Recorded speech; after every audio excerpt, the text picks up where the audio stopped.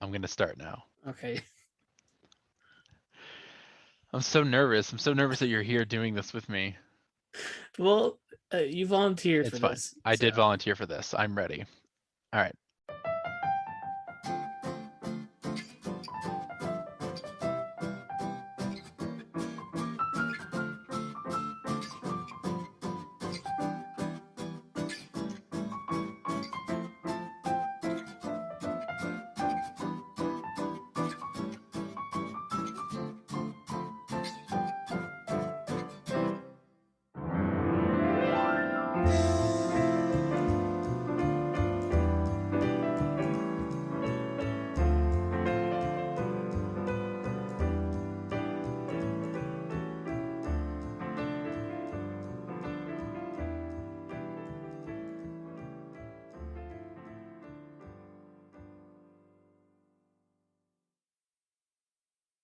Hello and welcome back to the Comic Books Matter podcast. I'm your guest host, Glenn.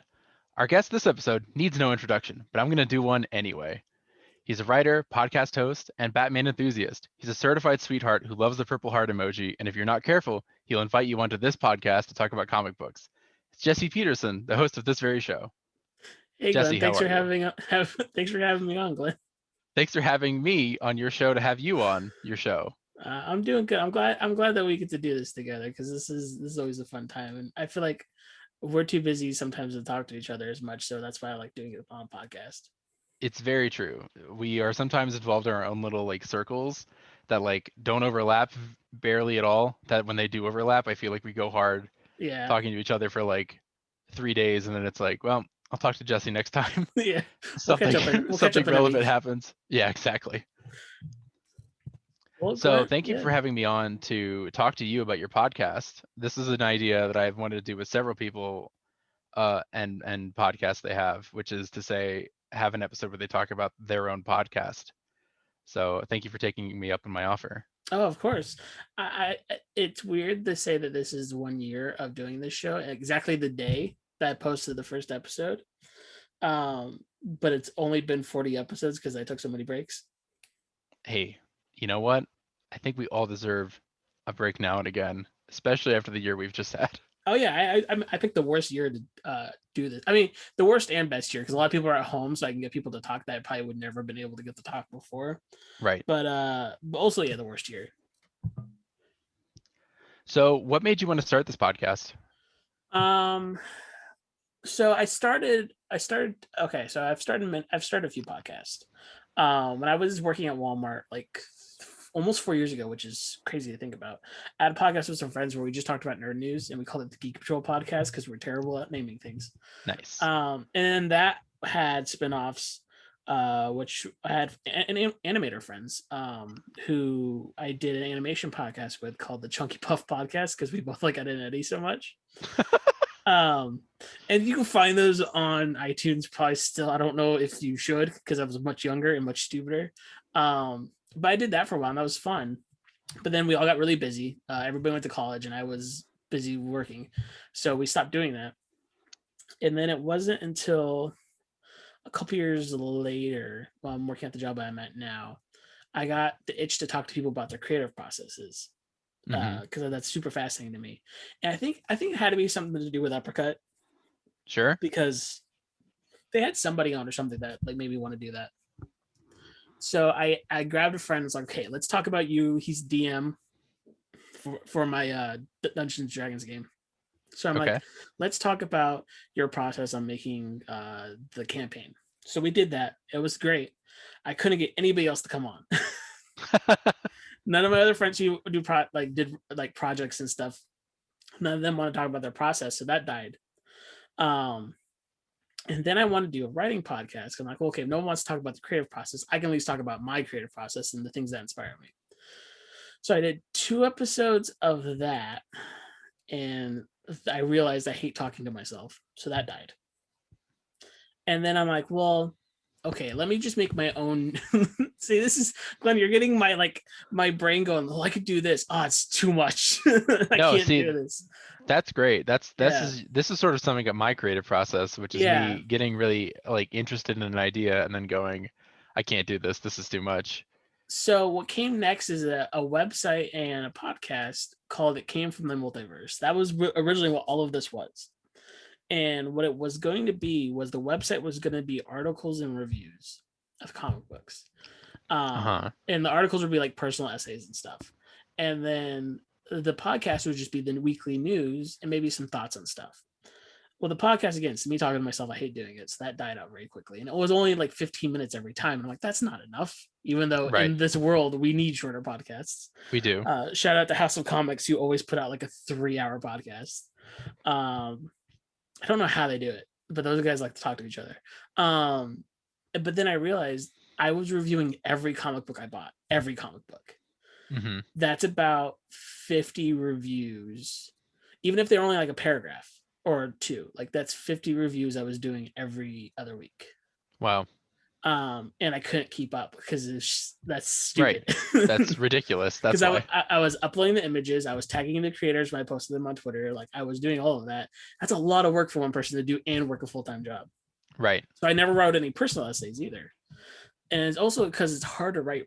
For me, it's hard to write personal essays in general because I'm better at communicating how I feel through just conversation and not through writing it out. That's why I hated writing essays in college, but I loved writing fiction when I got to write fiction. So I'm like, well, that idea is scrapped. How about I just write about the stuff, or how about I just do a podcast about the stuff I like and then get people to talk about the stuff they like when it comes to comic books. And that's the start of this show.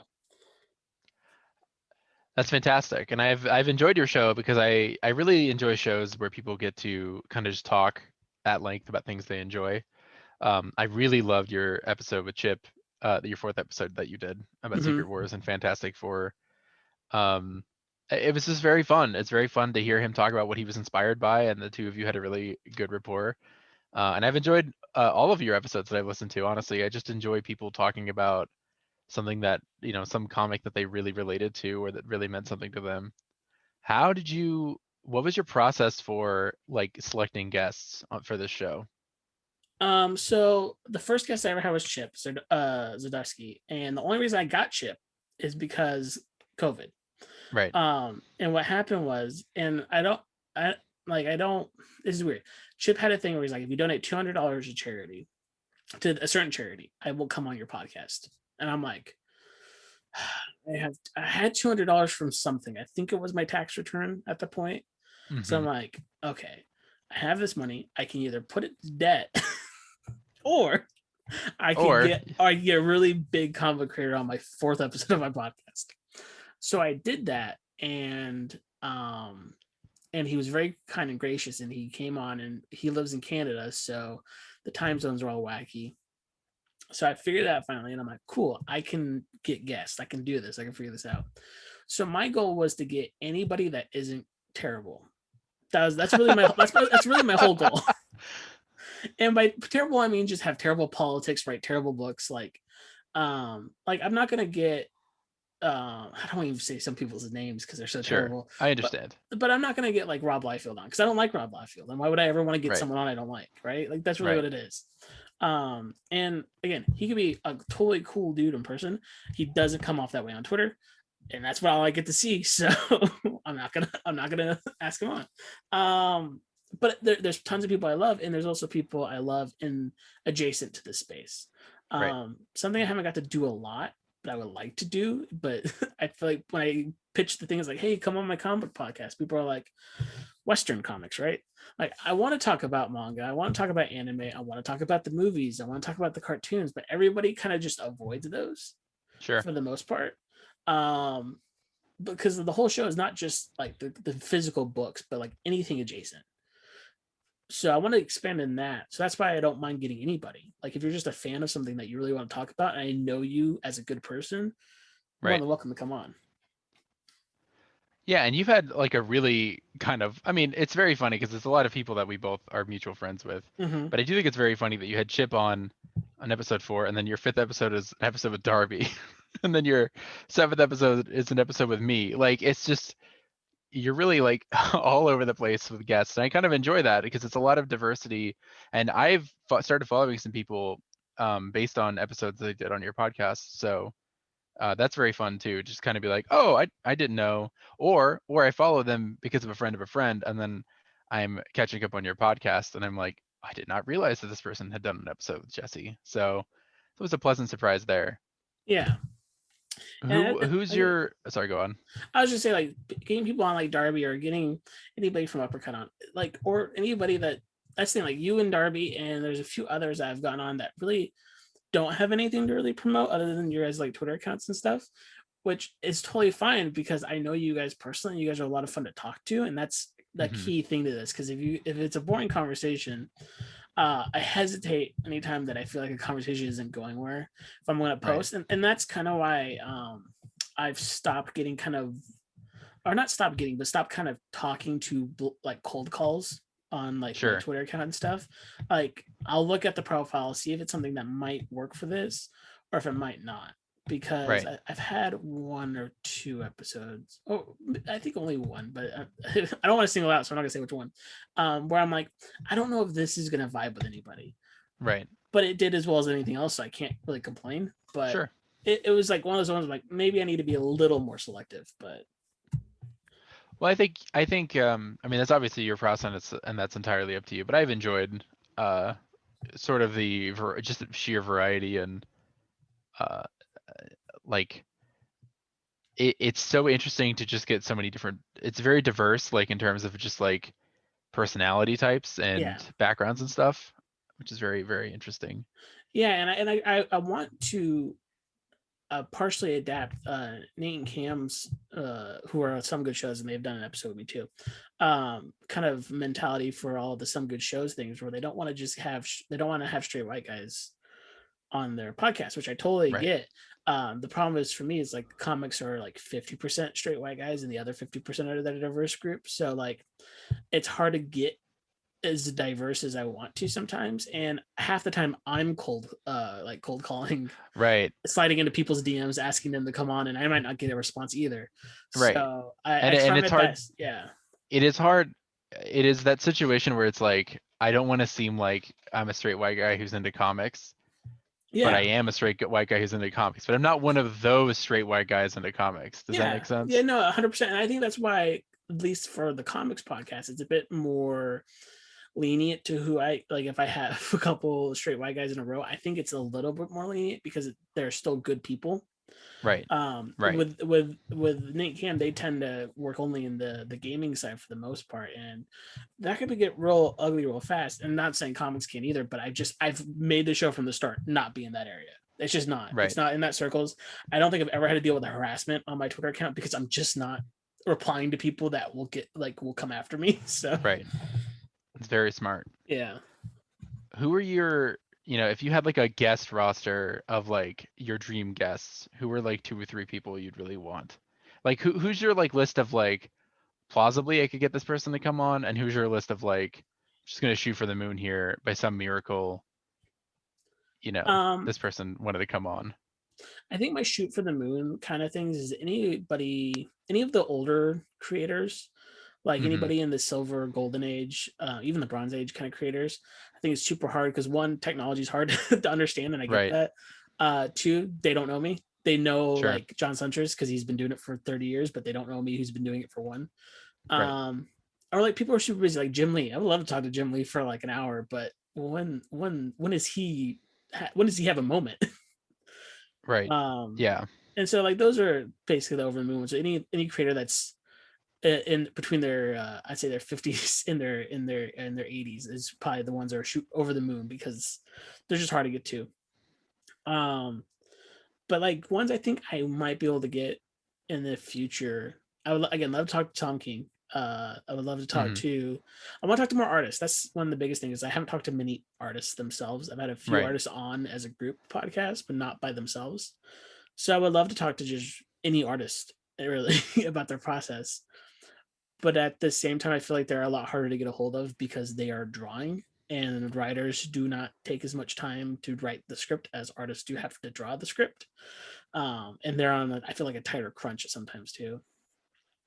Especially if they're inking their own stuff. That's like insane. Like they draw it, then ink it, and then sometimes even have to color it. Like when do you have time? Yeah, absolutely. But another creator I'd like to get on, Gail Simone, I would love to get on. Vita Ayala, I hope I pronounced their last name right. I'd love to get them on. Honestly, any of the X-Men creators right now, I'd love to get on, because that's a whole group of people that like I don't know how to get a hold of any of them.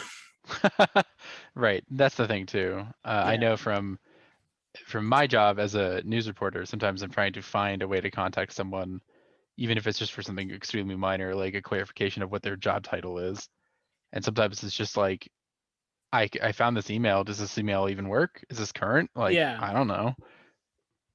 And like, if the show became something popular, then I would shoot even further over the moon. And you made the joke earlier before we recorded that like I should get Zack Snyder on. I don't want to do that, but I would love to get like Jon Favreau on maybe, or like Right. Ava DuVernay, like cool people within like the movie making business who love comics. That would be totally fun.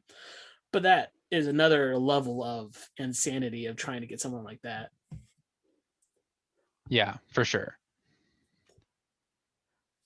And I guess my other questions are less about your podcast and more specifically about like how did you get into comics? I know that was a question you asked me because I re-listened to our episode in preparation for this, and you asked me how I got into comics, and I would love to hear if you. I'm sure you've probably told this story Yeah, a handful of times, I but think if with the this is yeah. sort of the origin issue of this podcast, so I thought it was kind of appropriate to maybe reiterate again. I think bits and pieces come out because I when I ask people about their comics origins, I tend to relate it to mine, so I bring up my stuff every Right. once in a while. So I do think bits and pieces are probably in episodes, but probably not the full thing. I shared this on Facebook today. That there's footage of me at 1 years old. Like I was celebrating my 1 year old birthday. It was a Batman birthday. I had a Batman shirt on. I had Batman toys. All I got from my birthday was just Batman stuff. That's great. My parents joke, and I don't know if it's true because they joke about it, but it could be. It honestly could be that my third word was Batman. It was mom, dad, and the Batman. And they took me to see Batman Forever before I was even one, because that came out the year I was born. So I was a little Wow. baby, and they took me to the theaters to see it.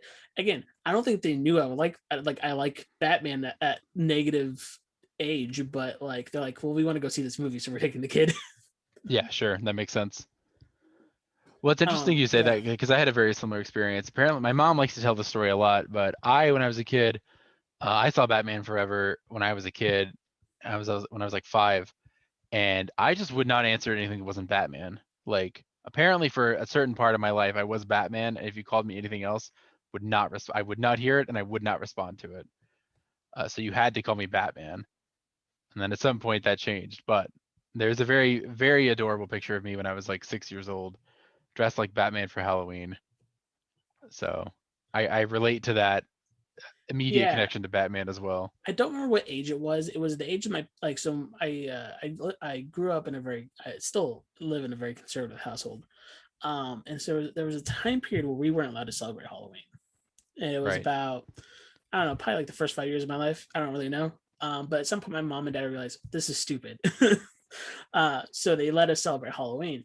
And for 1 year, I do not remember this. I just know the stories. That I dressed up as Batman and my dad dressed up as Alfred for me. That's cute. And he walked around the mall and got candy, and everybody asked who he was. He's like, I'm Alfred for Batman. Here he is. Um, so like Batman's definitely been the focus of my life, but the first comic book I ever got, I don't remember. So I don't remember the first comic book I ever read because I read a bunch before I started buying them myself. Sure. The first comic book I ever bought in the comic book store though was there was a comic book store that used to be in the town I live in called some good stuff and more was the name of the comic book shop. Nice. And I bought. I have it on my phone because I have my collection on my phone and I know exactly. I still own the first comic I ever bought with my own money. Oh, nice. So it's one of those things that like you don't think about, but like I don't know how many people actually have that because comics were such a throwaway thing for the Sure. longest time. So let me see. It was an I think Ultimate I still Spider. have all of Yeah. the comics I bought, but that's because I got into comics very late. Like all the comics I read when I was younger, I read from the library. And then as an adult, when I was like 22 and in college, I found a local comic shop and started collecting comics again. So I still have all of those, but that's not nearly a flex because that was only 7 years ago. Yeah, the first comic I remember getting off of the shelf, and again, I don't know if I bought this like it was the newest issue at the time, because if it was the newest issue at the time, I would have been. Let me do some quick math. I would have been 8. So I think it was older than that, but it was Ultimate Spider-Man 28. It was the first comic I ever bought off of a comic shelf. I see. And I read it, and because Spider-Man was also like a huge thing growing up because of the movies and stuff, and the 90s cartoon. But I remember reading it and it made no sense. It made zero sense. It was in the middle of an arc. I'm sure. It was a transitional issue. There's a bunch of plot threads that Bendis was planning, and like zero sense. I'm like, who are these characters? Why does Iron Man look so weird? Why does Rhino look weird? Because I also didn't know Ultimate Spider-Man was an alternate universe. I just assumed this is the universe.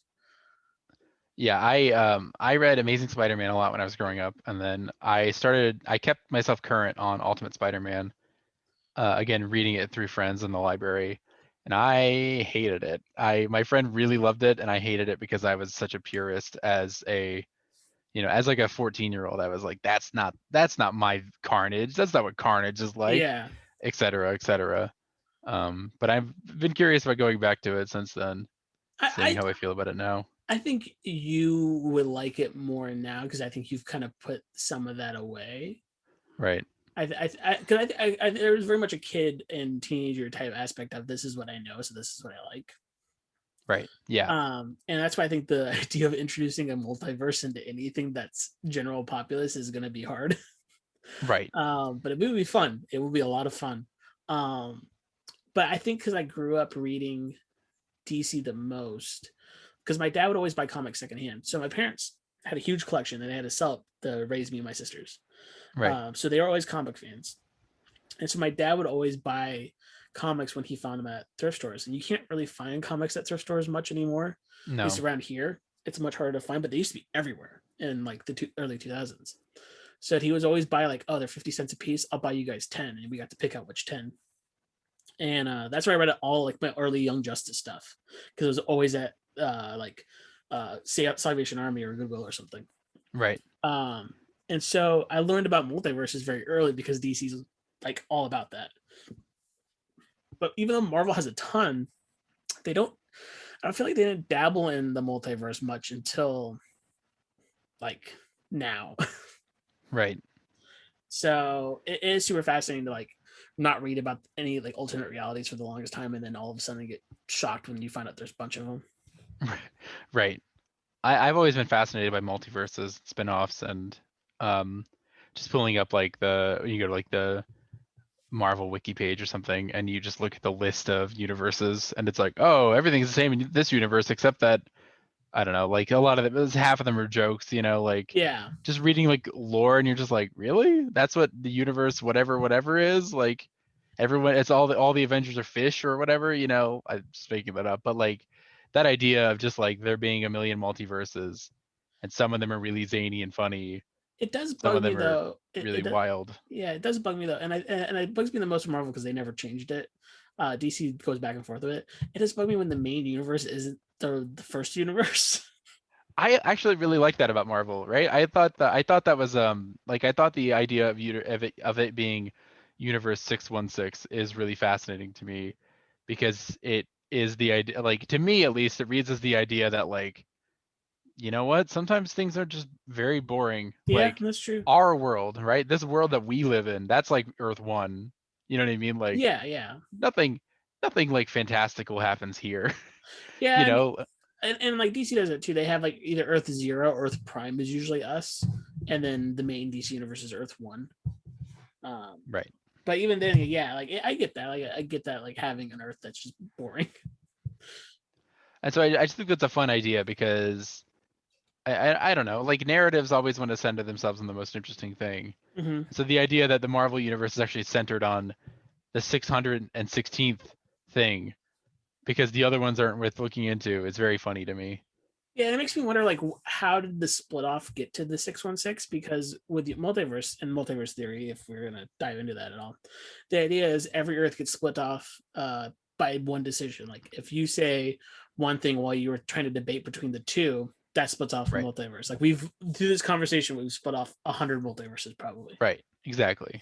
And so there were 615 multiverses before the 616 universe that led to the 616 universe existing. Like that's the way my mind works with that. Like from Right. 1 to 615, each one led to 616. So my curiosity is like, what decisions split these off? Right. So yeah, it's super curious, and like neither comic book treats that as like the way it works because every other multiverse is so vastly different. Yeah. Because realistically, the Marvel universe would not be universe 616. It would be like universe 6 quintillion. Yeah, Like because of how many zillions of decisions had to happen to get it to the point that it's at. yeah. And the most fun thing for me when it comes to comic books is to watch the old science correct itself. Right. Like the two biggest examples are the original Flash and the Hulk, who are both made by really bad science. Because the Hulk is made by gamma ray explosion, which now that we know more about like radiation and gamma rays in general, like that just wouldn't happen. And the original Flash was made by a concentration of hard water.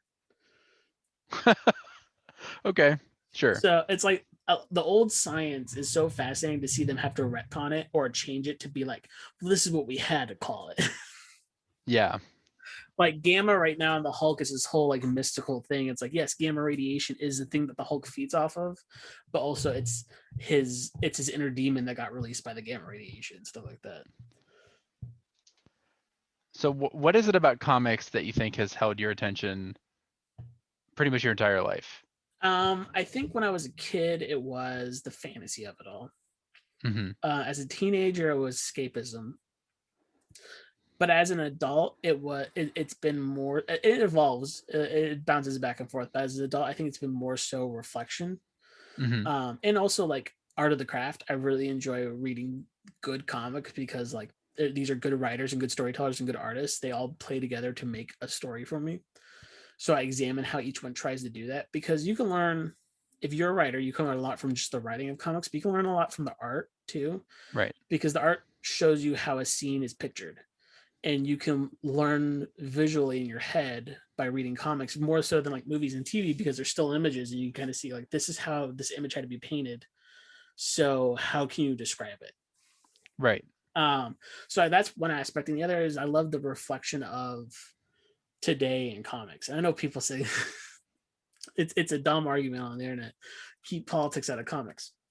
Sir, I'm reading Captain America from the beginning right now, and all of it's about punching Nazis. There's not Right. a single issue that isn't about beating Nazis or some really bad stereotype.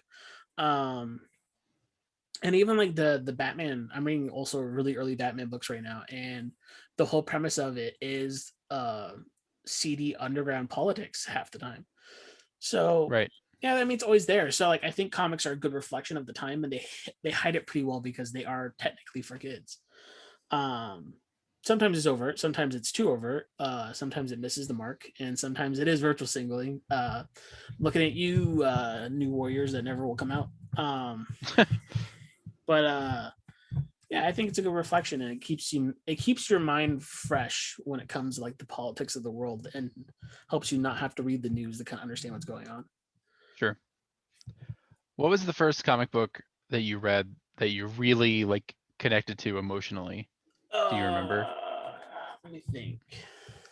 I'm trying to think as far back as I can to see if I can. Well, honestly, like it's comic strips because I read a lot of comic strips growing up. And like I'm looking at my bookshelf right now, and it's my like I have the like almost entire like I think I have the entire Calvin and Hobbes like single volumes. Sure. I want to buy that nice box set one day, but it's expensive. Yeah. And like I think those are the comics growing up that I connected to because they related to me the most. Right. Like those, I read Calvin and Hobbes a lot. I read Foxtrot a lot, and even Peanuts. Like I'm looking at all the ones I own, and like those ones hit home because I was a kid. Sure. And I There's nothing wrong with that. those. Yeah, I understood those. And like I read Archie too. Archie did not connect with me because Archie's still about a kid in the 50s. Right. So those are the ones I think I related to the most first. Now it comes to actual like I mean every comic is comics, but like the actual like 23-page comic book. Trying to think. I think it was the first time I read either Under the Red Hood, or like there's a lot of DC stuff in that era. I'm trying to think of. What was it? There was Grant Morrison JLA. I'm pretty sure it was Grant Morrison. It was either Grant Morrison or Mark Waid JLA that I read, where Superman got hit with I think red kryptonite, and it turned all of his skin like it made his skin like super thin, like so thin it was see through, and so he couldn't be in the sun because if he was in the sun, it would be intense pain. And that always stuck into my brain because like it was just a visual of Superman screaming and you could see all of his muscles. Oh wow. Yeah, it was really gross. But that like those things resonated with me because they were scary more than anything. Absolutely. But I think Under the Red Hood is the first one I could think of because I remember. Have you ever read the original like graphic novel of it? No. The movie follows it pretty well, but it's still a cartoon, right? Like they have to do the cartoon art. They have to simplify the art a bit. But there's that scene. Have you seen the original animated movie though? I have. Yeah. So there's the scene at the end where he has the Joker and Batman's there, and he's like, "Why? Like, let me kill him," right? Right. And in the comic, that is super like detailed, and it's like the cover of him. The cover is literally Jason in the Red Hood mask holding the Joker's head with a pistol into the temple. Like that's the cover of the comic. Mm-hmm. And so like that whole end deal is very intense. The other one, I was actually thinking about this because I thought you might ask me a question like this. Good. I got a bunch. I used to get a lot of comics through the library, and I was reading Green Lantern, Kyle Rayner, because that was who was the Green Lantern at my time. And this is the first comic that I think my parents ever saw me read, and they took it away from me. Oh wow. Because in the Kyle Rayner Green Lantern, I want to say it's written by Judd Winnick at the time. Kyle has a gay friend, like a really good gay friend, and he gets the crap beat out of him. It was a huge hate crime, and Kyle kind of loses it and goes after the guys that beat him up. And I remember reading that and not knowing what a gay person was, though, because of just the way I was raised. Right. And I remember my parents reading. I was like, "Oh, you shouldn't be reading that." I'm like, "Why not?" I'm like, "What's the problem with this?" But I remember reading that and reading Kyle's like fury for a friend, and that's always stuck with me too. Like that's one of those few things that's just always stuck with me. It's interesting. It's interesting the different ways that people will find a story that connects with them. Mm-hmm. And it's interesting to me that like one of the first reactions, one of the first emotions that you really connected to with comics was horror. Like, There's a lot of scary being stuff in comics. Yeah, no, there is absolutely. I was gonna say like one of the first comics I remember reading and really like connecting with, thinking was amazing was we went on a road trip one time. I think we were going to like Florida or West Virginia. We went on a lot of trips to the beach when I was younger, and I grabbed the Marvels, the 4-issue little mini series where sort of like retells. The Kurt Busiek, Alex Ross stuff. Yes, that one. And the sort of beginning of that with the Human Torch just being basically like a science experiment. Mm-hmm. It's like really terrible. Like it's just horrible stuff. But I was like really awestruck by the rest of that book, just being sort of like, what must it be like to not be a superhero in this world and just be like a guy, right? Like, oh yeah, the main character of that comic is just like a guy, he's just like a photographer. And he like meets, it's sort of, in hindsight, it is sort of like the Forrest Gump of comics, because he sort of just ends up meeting all these important people. Mm-hmm. But it's I think a lot less tacky than Forrest Gump is. And I really remember that issue as being the first one. I was like, this is really cool. And then I read a lot more comics after that, obviously, and I had read comics before that too, but that was the first one that I really like. I guess I was also getting older too, so. Yeah, I mean, I've gone back. I was doing this thing for a minute until it became too much of a hassle to do so often, where I was reading through my entire collection again. Mm-hmm. And I was reading like old Superman and old action that I just owned that I've read like maybe once or twice when I was a kid, but I never reread.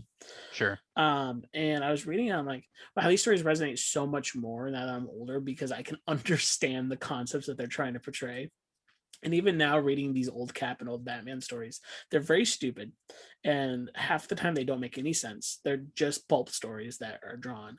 But Sure. every once in a while, you're like, oh, this is like super compelling. Like, I have the image on my phone. Let me grab it real fast. I was reading a Batman issue, and Batman thinks that Dick got killed. He finds his body like lifeless on the floor, and there's a caption that reads, slowly with his great frame, strength and small veins stand out from his features.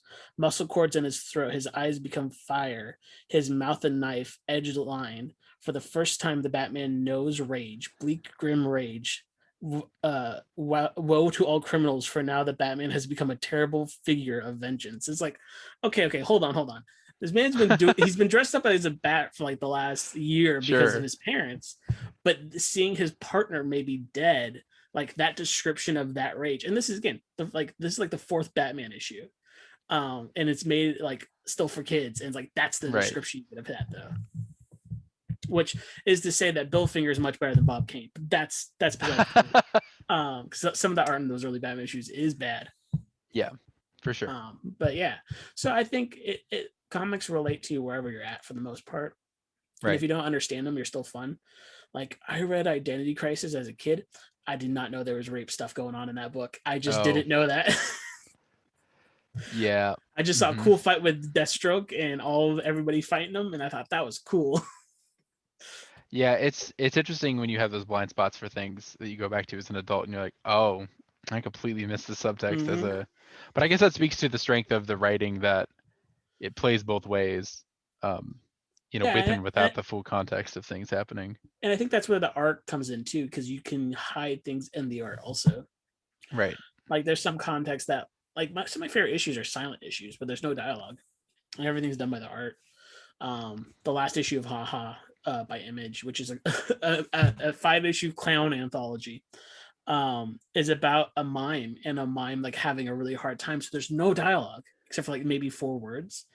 But you get the whole emotional spectrum in the comic because the art's really well done. Right. Yeah. That's very cool. Yeah. What you got for me next, Glenn? My next questions are, how's being into comics, like, how has that sort of connected you to other pieces of media? Does that make sense? Yeah, no, it does. Go ahead, sorry. No, it totally does. I don't think I would read as much if I wasn't in the comics. I read a lot of novels now in general. Not as much as I did one year, but I do read more than I used to. I read a lot in middle school and a little bit in high school, but then I stopped because school forces you to read so much that you get tired of it. I think that happens to almost everybody. Sure. And so I didn't get back into reading until I was like 22, basically. Right. Yeah. I started reading novels, but I always was reading though, because I was reading comics. Right. And there's plenty of comics that can go toe to toe with any novel you want to throw at it. People always kind of talk about how comics are not real literature at times, but they're like, I get that. There's plenty of dumb comics. But I still think that they have a good connection to novels. And if you want to get your kids to read, have them read comics and then build them to novels. Yeah, absolutely.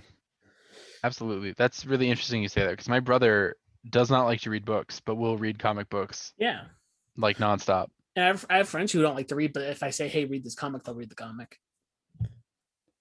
So I think in general, like if you want someone to read, find a comic for them to read, because they will read those, because I think it's easier, but also it's more engaging. Right. And novels can be very dry unless you have a good imagination. And I know I've noticed as the years go by, my imagination gets harder and harder to activate. That's funny. That's interesting you say that, because I have sort of like the opposite thing where my imagination is too overactive sometimes. But my imagination, it works for me when I want to make stuff or when I'm thinking about stuff, but when I'm reading things, it doesn't like to play ball. Sure. So that's always my issue. Is like sometimes I reread the same page like 5 times because my brain just won't focus on it. Right. So yeah, that's how I think comics help me with other stuff, was mostly with books. Movies and TV shows, I guess. Um, I guess they kind of relate back to comics in a different way, because I feel Right. like the movies and TV shows got me to read the comics they were inspired by. Right. I don't think I started reading more Marvel until the Marvel movies came out. Well, I was just gonna say, what's interesting about that is the way that, like, how old are you again, Jesse? You're a few I years younger just than me, turned right? yeah, I just turned 27 Right. in Yeah, January. you're just 3 years younger than me. So it's interesting that, like, when I was a kid, it's just kind of funny to think about now. And I know this is like the coldest take in the world, right? But it's like funny the way that when I was a kid and when you were a kid, comics were like not cool, but now Yeah, that they're like the mainstream, which is awesome. And I'm really glad. I'm glad that like more people have come to enjoy these characters and these stories and are connecting with them. And I'm glad that there are so many different franchises and different interpretations of these characters that are out there, moving the characters and stories forward in a million interesting ways. yeah, But it's just so funny to think about like how excited I was to see X-Men like as a kid, be like, oh my god, they're making an X-Men movie? That's crazy. yeah. And now you hear that they're making another X movie. And you're like, really? Oh my god, they're making another X Well, movie. well, it's just funny because it's like there's that upping of the ante that we had 100% because of the Marvel Cinematic Universe, where Yeah, my friend was like, they're making an Iron Man movie. I was like, oh, okay, sure. And then it came out and it was obviously amazing, and it really connected with people. And then every time he would be like, they're making a Thor movie, and I would just say that's not gonna work. And I've said that's not gonna work a yeah. million times since then for like the Guardians of the Galaxy and That was Ant-Man everybody's. Yeah, and it's just like, and I'm wrong every time, and I'm so pleased to be wrong because I'm really happy that like, especially now, I know there was a sort of period of time where people feel like a lot of comic book movies became very formulaic, but I'm really happy to see now the way that they're all experimenting with different things, yeah, for better and for worse. Sometimes it does not always land, yeah, but I think it's in a really interesting place, comics are, where because it's so funny because I feel like they're so huge, obviously because they're the biggest movie franchise in the world, but I feel like comics themselves are also still sort of niche. Like, I know a million people who are into the Marvel movies, but I don't know if every one of those people is into the comics. yeah. And I think people have a really easy time putting comics as a genre of movies, Right. where more so than anything, I think Marvel needs to Marvel needs to refocus if they want to keep this way. And I think in some ways, but more so than anything, comics should be a subgenre of movies, Right. where you can have comic book movies, but they can be dramas, comedies, action films, horror movies. Like they should be all that and still be based off comics, and still be Right. comic book movies. But if it becomes too formulaic, then yeah, it's gonna become like the Western and become just a genre that dies out eventually. But that's why I think there's like everybody forgets like movies like was it 31 Days a Night? Is that it? Or 30 Days a Night? 30 Days of Night, yeah. That's a comic book movie. Right. Um, Yeah. or something like what's another really famous one? Well, I mean, like No, there were so many. I feel like after, I mean, what was the big one, right? Was it 300? Was it where that yeah, was? 300. Everybody Then it forgets was that's a like, comic movie. what's a graphic novel we can license and turn into a movie? And there's so many more coming out that people don't realize. There's at least like 3 that go direct to DVD like every year. Like what was it? There was a one that just came out to Netflix that did not get great reviews, but that was a comic book movie. Something about hate or violence or something. Well, I'm not sure. like Road to Perdition, right? Right. The famous Tom Hanks movie. That's a Yeah. comic book movie. Yeah.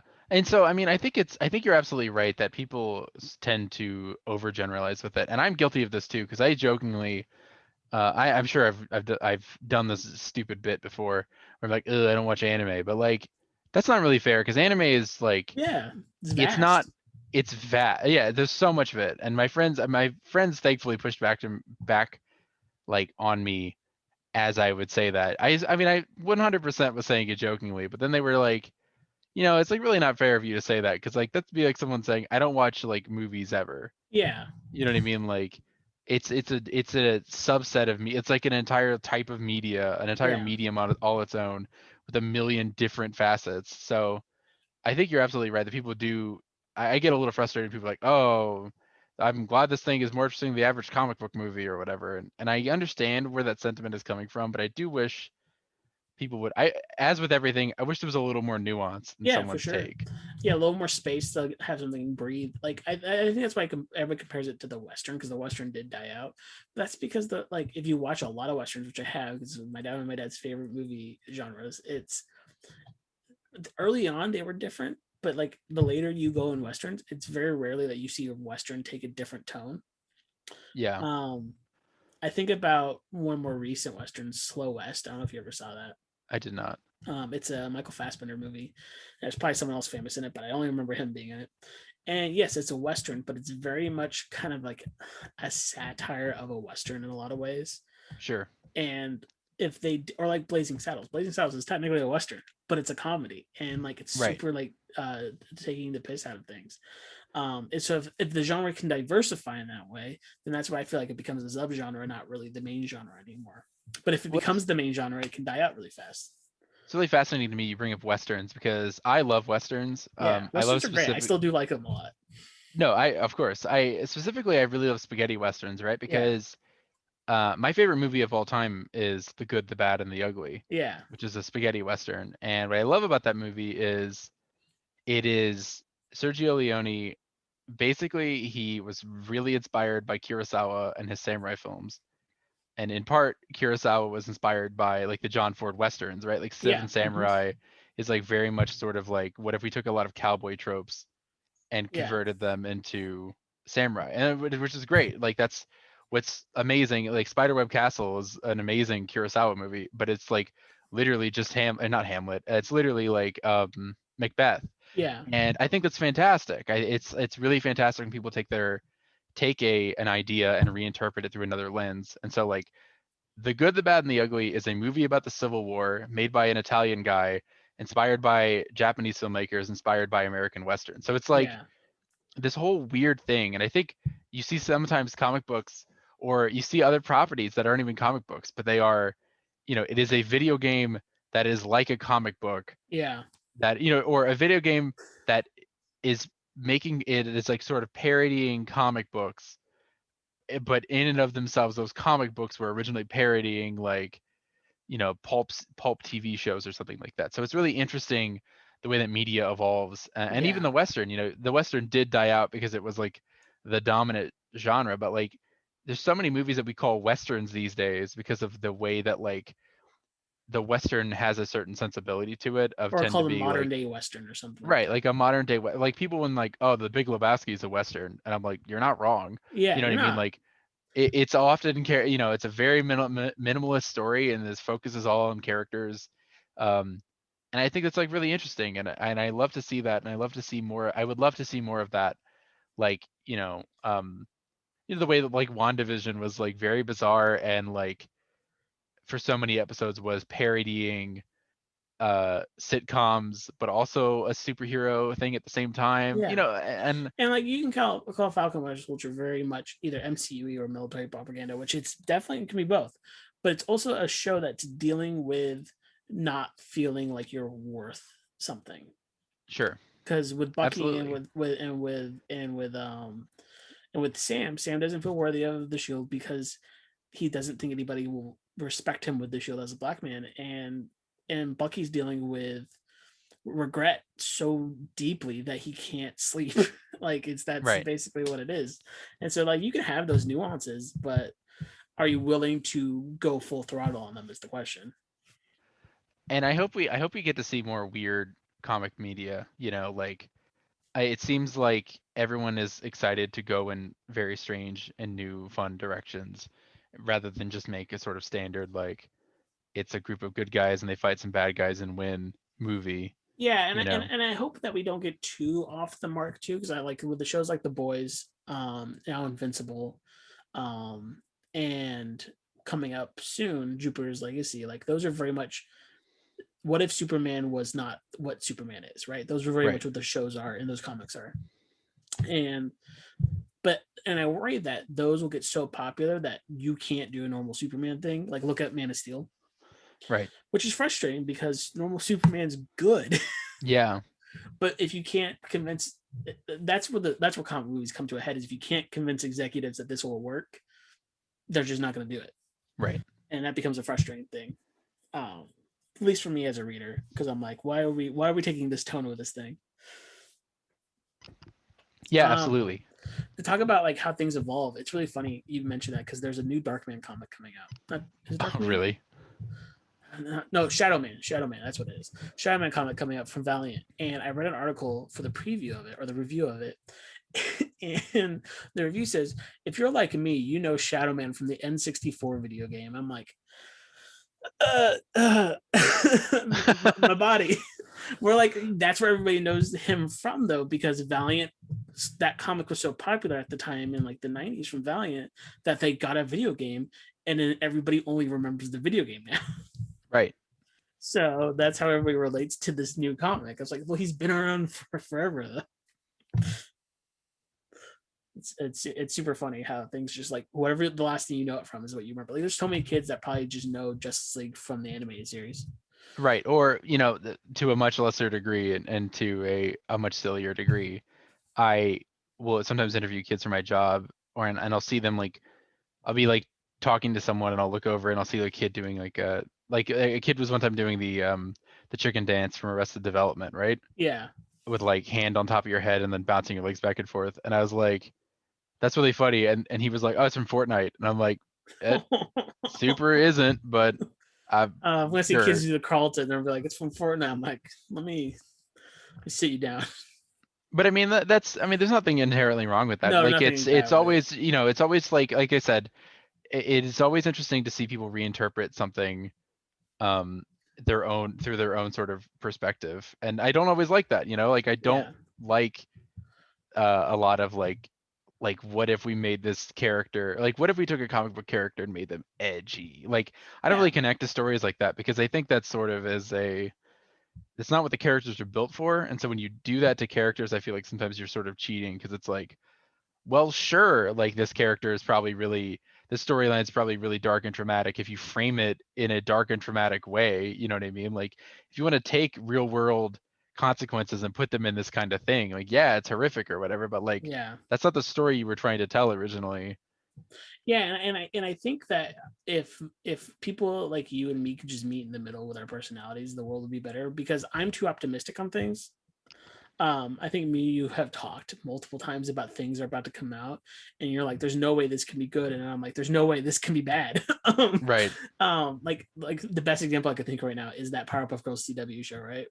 In my brain, I know that that's not probably going to work, that it's probably going to be just a typical boring, bad, mediocre CW show, but my heart tells me this is going to be good, because there's people behind it that really care about it. And to me, if there's anybody behind something that really cares about the thing that they're making, and don't get me wrong, there's definitely people that do not care about the thing that they're making. For sure. It has to be good at somewhere. Has to be good somewhere.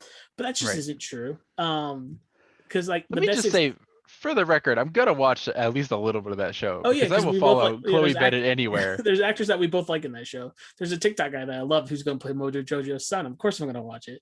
Oh my gosh. But there's like the biggest example I can think about, right, is The Spirit, the Frank Miller directed Spirit. That movie is a bad movie. I watched it out of curiosity one time, and I'm like, that wasn't that bad. Frank Miller loves like Will Eisner. There's no way this movie's that bad. And like, the further I get away from it, it's like, no, it is that bad. You just got to accept that it's going to be bad. Yeah. Well, what's interesting to me about that movie is I have a lot of nostalgia for that movie, because it was that movie came out in 2008, which is a very like winter. It was Christmas 2008, I think, which is a very tumultuous and sad time in my life. And I went and saw that movie with my uncle and my brother, and I just laughed. Like it was like such a dark time for me personally, because my grandma was very, very sick. Mm-hmm. And I remember just going to that movie and just like having a total blast. And I think it was probably just because that movie was something so silly. That took me. Yeah, it's so ridiculous, like it's so silly and stupid and ridiculous. And Sam Jackson is having an amazing time. They put Sam Jackson in a Nazi uniform for just like 3 seconds for that movie. It's ridiculous, but I enjoyed that movie so much. And then a few years later, I watched it when my wife and I first started dating, and I showed it to her, and I was like, huh, Yeah. this is And not how I remembered it. and I think like my reasoning, like people who are passionate about the thing that has to be good, I still think there are cool things about that movie. I think it is filmed in a very cool way, but it's also filmed not in a way that I think a spirit movie should be filmed in. That's Right. it's 100% Sin City, which like if you know Frank Miller's relationship with Sin City, of course that he was highly involved in the production of those two movies. He even wrote more Sin City for the second movie, which that's not a good movie. Um, but but not only that, like the cast is really good. I think Sam Jackson's great. I think all the actors and actresses in it are great. The plot, the bad part's the plot. Right. And so like I think yes, there's inherently good pieces of everything. If you want to like really take things further apart, but for the most part, you have to look at it as a whole. Um, I can think about Inhumans, right? Like one of the biggest Marvel misfires is Inhumans. Yeah, Not only definitely. Certainly because one of the biggest. yeah, not only is because it just those showrunners were like kind of fresh, it seems like, but it just didn't understand the characters and it tried to make the characters something that they're not for the most part. But that cast was insanely well picked. Right. So like you can give them credit for that, but you have to still look at it as a whole and say this was the total misfire of everything. Yeah. And I think there are things, there are always going to be those things that some people like more than other people. Yeah, for sure. Um, but yeah, I'm not going to it's tell someone who loves Inhumans, the TV show, that they're wrong. I'm just going to tell them I don't agree. right. Because I mean, I have so many friends who watch the first few episodes of Agents of Shield, and then we're like, "No, that's not for me." And I was like, "Man, but it's so good. Like, I Yeah, know it doesn't seem like it up front, but like that show really goes places." there's so many shows that don't know what they're doing in their first season. So many Yeah, shows. You can name 10 off the top of your head right now if I asked you to, but I'm not going to ask you to because that's not what the show is. sure. I guess sort of wrapping up the questions I had for you. Where do you hope the show goes in the future? Like if when you are looking at the show 1 year from now, what do you hope to have accomplished? I kind of not like the easy answer is just to interview cooler people and have like cooler projects on Of here course. because I think getting independent artists and stuff like I have a few independent people coming on soon that I'm not going to announce yet because I don't know if what's been settled. But it's cool. It's really cool to have these people on. There's comics I'm super excited about. That I get to talk to those creators because they're small and I'm small. But that's not really why I want this to become. I would love this to become a small community. Sure. And I think that's anybody who really loves something that wants more people to know it. They want to foster a community. Right. Um, Absolutely. because I think like again, we look at Uppercut. Like I don't think either Ty or Jess or Monty started that thing together to foster a community, but I bet you anything at some point they're like, that's what we want. Right. And that's what they have now, and like that's what's super cool. That's not what I started out to do this with, but now that I'm kind of a year in, I'm like, that's what I want now. I want to have a small group of people that like talking about comics, like the show, and can relate to each other. Because honestly, I feel like it's harder, even without COVID. It's super hard to find people that you enjoy talking to about the things you like. Oh, yeah, 100%. Yeah. And so Yep. if I could be Absolutely. any bridge to people to kind of like join together and have like good conversations about comics and things adjacent to comics, that would feel really good. Yeah, and it's so often so hard to find people who are even willing to talk about something in good faith, right? Yeah, Like, yeah, 100%. oh, I'm just talking about X movie or Y movie, and it's like someone's immediately gonna drop some dumb quote from a review Yeah, that they really like, and or like, a oh, hot what about take this? And you're like, or a hot take go because they on. just want to be different. Yeah, yeah, and there's definitely, I mean, like, I'm not free of sin in Oh, this me regard. neither. There are certainly some movies where I'm like, "Pfft, that movie, like, but I think if someone actually wanted to have a conversation about, whatever movie, I would not sit there and despair to someone's opinions just because I didn't like the movie that much. I would be like, well, I'm glad you liked it, and I'm glad Yeah, you saw that interpretation, but none of this landed with me. yeah. I mean, like I'll talk to someone about 50 Shades of Grey. I'm not gonna like talking about it, but I'll talk to someone about it because they're interested in talking about it. Or same thing with Twilight. Like I've seen all the Twilight movies because of a bad bet I made with my sister, and like I don't want to talk about those things personally, but if someone really wants to talk to someone about it, I'll sit down and talk because I know what it is and I can talk about my experience with it. That's funny. We should talk about Twilight sometime. I have a Okay, lot of thoughts about Twilight. we can whenever the movie thing takes off, we can talk. We can have a Twilight special. Great, yeah. I mean, I'll Um, talk about New Moon, a oh, movie I reviewed that got me a date with my wife. hey, that's positive though. The best thing that came out of the Twilight movies is the first movie soundtrack. Jesse, I'm not even kidding you. I can hear like my wife in another room right now, and like she doesn't know why, but like a tingle just ran down her spine because she's so excited that you said that. I We were mean, talking about Twilight literally like a month ago, and she was like, "You can say anything you want about this movie, but you cannot say a word negative about this soundtrack." that's And how I I was like, discovered Muse. "Oh my God." That's the only way I knew about them is because my sister loved that movie, and so I heard Supermassive Black Hole like 5 times, and I'm like, what is this? It's really funny. You either discovered Muse through Twilight, or you discovered Muse through Guitar Hero 3. Or It's or one or the other. or there's other. I think there's a third option, which is that really weird friend in high school. Sure. Yeah. But I had Who one friend that was super into just Muse, but he into was also Muse. Yeah. super weird. His two That's true. things We were all have that Muse one and friend. The Thing. Okay, like that movie, The Thing? Yeah, that's how I saw it. It's because of him. Weird. Um, I have plenty of stories about that friend later. Yeah. The one thing I feel like I should talk about just briefly because this is what the podcast is. It's 1 year. I want to talk about one comic book. Okay.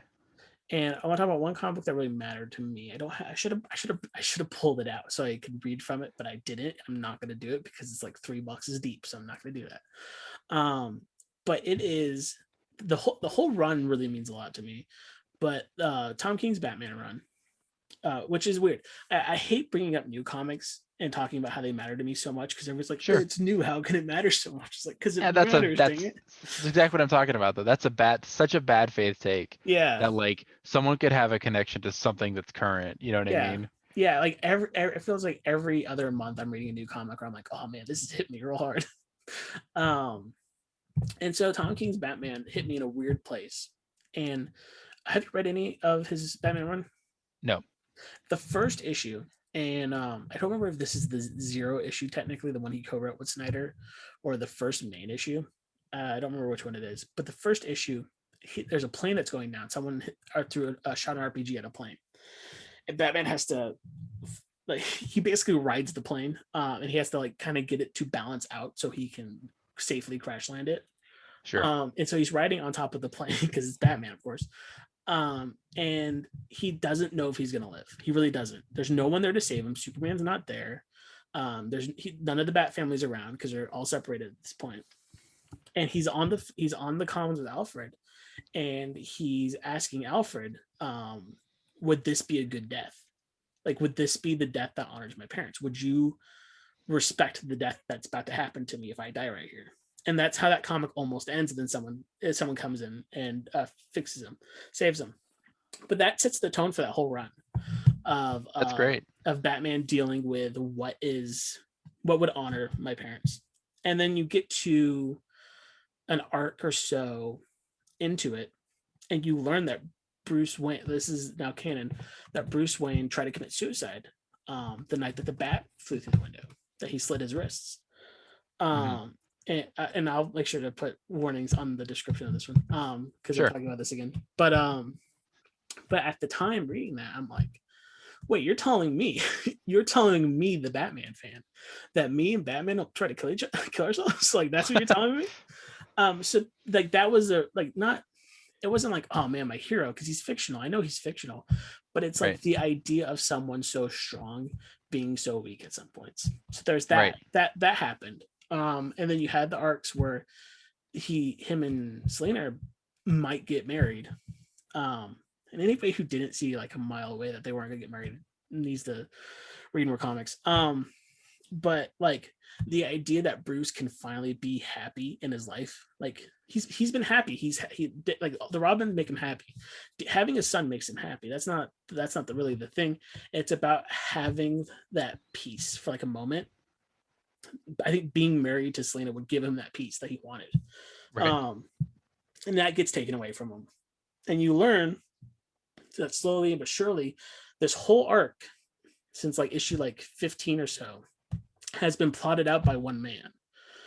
Two men, technically, Bane and his father, but not like his main father, but his father from whatever the Flashpoint universe is. I don't remember which universe that is, but his father from that universe. So his actual dad, even though it's not that reality's dad, his dad's been plotting against him this whole time. Wow. And you get to the final issue of that run, and this is the issue I really want to talk about. And he basically, it goes back to the oath, and it goes back to his father telling him, like, just abandon it. Like, I'm alive here, even though I'm not like this reality's father. I'm here alive. You can abandon it. And he's like, you're not my dad. And also, right. I'm not vowing to waste my life. I'm choosing to use this life now. Like, he's like, I've moved past the kid that tried to take his life and then decided to make an oath to an adult who decided this is the path now. This is the only path for me. And like, and that revelation, and you can complain about Tom King's Batman for being too long because that took so many issues to get there. But that revelation at the end, and losing Alfred right before that, losing the only father figure he had before that. And so coming to the point of breaking to say, no, I'm not like choosing this to honor you guys anymore. I'm choosing it because this is who I am now. This is all I am. There's no Bruce and Batman. There's just Bruce, like, as Batman. Like, that's who he is. Right. That whole revelation at the end kind of wraps that around to be like, once you move past, the depression is always going to be there. The wanting to die, the wanting to struggle with your mental health is always going to be with you. But you can learn to realize that's just part of you in a way, and you can make it yours. You can make it. You cannot make it rule you anymore. You can make it just kind of like, it's just me. Like, it's in me. It's part of me. That's all it is. Let's move on. Like, that kind of revelation is an interesting way, because like a lot of times the duality of superheroes, especially superheroes that have secret identities like Peter Parker, Batman, Superman, all that. Like, think about Marvel. A lot of Marvel heroes don't have secret identities. They just don't. Right. So the secret identity, I think, is the duality of personalities. It's or with Batman in this case, a mental illness. Is like, Batman was his depression, his guilt, his anger, his fear, his vengeance. But by the end of that run, it's not. It's just him. It's who he is, and they're both the same person now, kind of thing. Right. So I think that kind of helped me kind of accept everything about myself in a lot of ways. Yeah, that's great to hear. And not only just like my depression stuff, but other stuff that I'm not gonna really get into, but like just in general, it's like help me realize, like, it's just I am me, and whatever issues I'm having have just been there from the start. Sure. And kind of like I'll deal with them in different ways, but I don't have to feel like they're separate or like they're foreign to the point where like it's an oath I have to keep myself in line. Like, no, I keep myself in line because I'm who I am, right? Yeah. So it's always interesting when so you sort of bring up the argument of like, oh, how can you relate to this? It's so new. But like, it is so funny the way that sometimes I'm always sort of chasing the high of playing a game and really connecting to it. Yeah. On a level that I just did not expect to. And I remember a few years ago when I played What Remains of Edith Finch, I wanted to play it because I heard about like, oh, there's a really cool cannery level and this game is really good, I guess. And then I played it, and I like had bought it during the Steam Winter Sale, and I played it. And I just remember, like, my main memory of that game is finishing it and just crying for like an hour by myself. Yeah. After my wife had already gone to bed, and then being like, you have to play this game. It's like the most incredible thing. You have to play it. Blah blah blah. And then she played it, and she's like, okay, that was cool. Yeah. Yeah. No, and then you know, there's so many times where she'll be like, you've got to play this. I really want you to play this, or I really want you to watch this. And I do. I'm like, Yeah, just nice. I liked it. Like, so it's, I always, I never want to, I always want to hesitate before I say I clown on someone, something that someone might really connect with. But it No, is always nice to hear when people do connect to something new, because I think so yeah, often people will only want to talk about their favorites in terms of like nostalgia, right? yeah, If people yeah. want to talk about like, I mean, I guess I was on here and I talked about a comic from like 1997, but And like, that's why I always ask people, is like, tell me what you love so much. right, uh, yeah, but I love it when something new, because I had Anthony and Hana on, and Anthony brought up Mr. Miracle, which is super new too, and like that. Yeah, I'm like, yeah, that impacted me too, like a huge amount. right, Because these things find you at different places at different points in your life, so you never know. right. Yeah, Um, exactly. yeah, when I first read that second to last Batman issue, I was crying, and I went to my dad. I was like, "Let me read you these last 2 pages," and I read them to him, and he's like, "Cool." Yeah, like, I'm wow, like, "Oh yeah, cool. okay." I forget you haven't read every issue, and like you haven't built up to this, and also you're not me. Yeah, no. Yeah. So Glenn, anything else? Yeah, you had to ask me. Nope, we've burned through all of the questions I had prepared. Well, Glenn, I will now resume back hosting duties. Where can people find you and all of your fun memes? You can just find me on Twitter. It's my name, at Glenn Battishill. That's at GLENNBATTISHILL. And before I get into the end spiel for this show, one thing for the year anniversary, I kind of want to see if anybody is interested in Patreon for the show again. So hopefully this weekend I'll put out a survey on Twitter and on Facebook for what kind of things you would want, or what kind of price tiers you would want them at, because I want to do more for the show too. Like having a Discord server would be fun. Even though I'm already part of like 5, I don't mind being a part of my own. um, Doing like monthly book clubs where like we all talk about a certain book would be fun.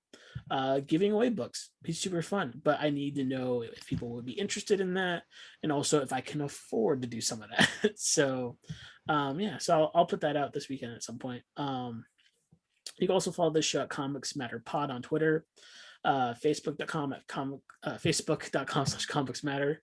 You can email me at comicbooksmatter@gmail.com.